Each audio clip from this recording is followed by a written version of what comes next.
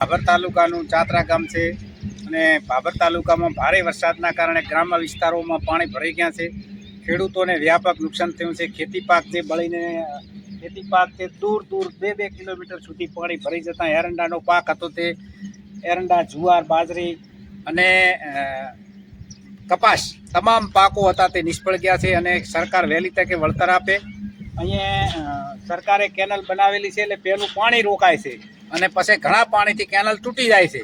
એટલે કેનલો તૂટવાથી બીજા ખેતરોના પણ ધોવાણ થઈ ગયા છે. એટલે જમીનો ધોવાણી છે, ખેતી પાક નિષ્ફળ ગયા છે અને કેનલના કારણે વારંવાર જમીનનું ખૂબ ધોવાણ થાય છે. ખેડૂતોને વ્યાપક નુકસાન થાય છે. એમાં સોલંકી આલાભાઈ અને તેમના પરિવારને બીજા બધા ખેડૂતોને ખૂબ વ્યાપક નુકસાન થયું છે.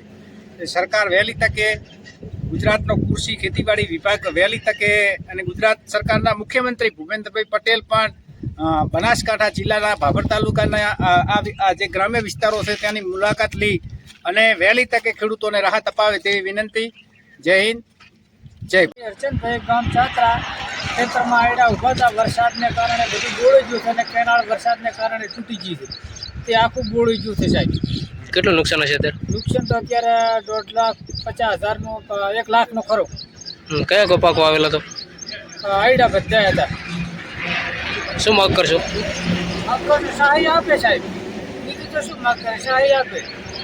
ભાઈ ગામ ચાત્રા તારીખ 6 થી સતત વરસાદ પડી રહ્યો હતો, ત્યારે આજે વરસાદે વિરામ લીધો છે. આગળથી પાણી વધુ આવી રહ્યું છે, જેના કારણે ખેડૂતોનો પાક એરંડા, જુવાર, બાજરી, મગફળી એનું ભારે નુકસાન થયું છે.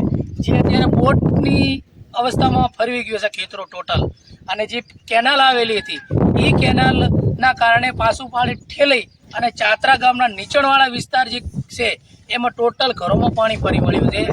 અને 6 લાઇનનો નાણો સાંકળો હોવાથી તે પણ પાછું પાણી ઠેલવાથી નુકસાન થયું છે અને ખેડૂતોને ભારેમાં ભારે નુકસાન થયું છે.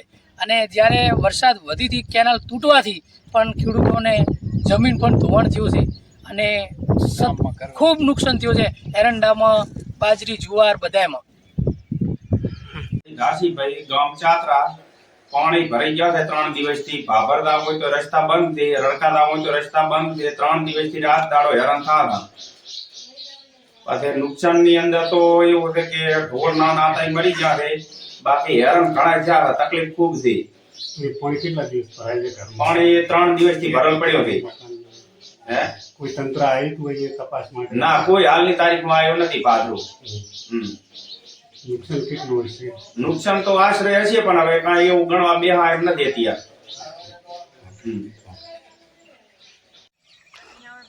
મારું નામ દેઠાભાઈ રામસિંહભાઈ પટેલ.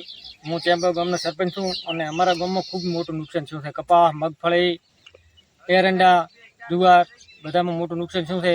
જે સરકારને હાથ જોડીને વિનંતી કરો છો કે વહેલી તકે સર્વે કરે. કેટલું નુકસાન હશે અંદાજિત? નુકસાન 80% નુકસાન થયું. નામ પટેલ નોંજીભાઈ કોનાભાઈ ચેમ્બુઆ, બરોબર.